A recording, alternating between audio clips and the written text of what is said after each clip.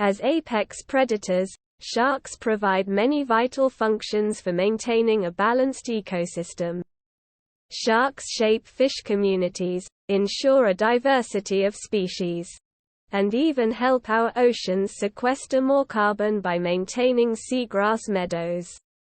But their apex status makes them more susceptible to human threats. Many of these species are impacted by fishing, especially in tropical and coastal areas where large communities live along the coast and depend upon fish as their main source of protein.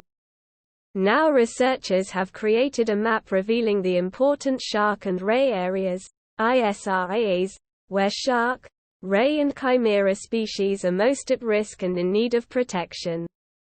They have also developed a framework that aims to fundamentally change how sharks are considered in the design of protected areas, and therefore support the protection they desperately need in the face of extinction. Vulnerability. Areas important to the persistence and recovery of threatened sharks range restricted. Areas holding the regular and/or predictable presence of range-restricted sharks, that are occupied year-round or seasonally. Life history.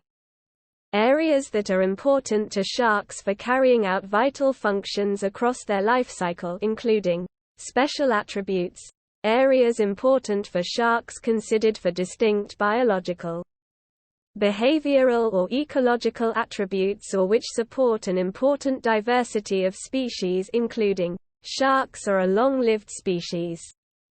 Many take a long time to reach sexual maturity and then only give birth to a few young, said Dr. Rima Jabado, chair of the IUCN SSC Shark Specialist Group, which helped develop the framework.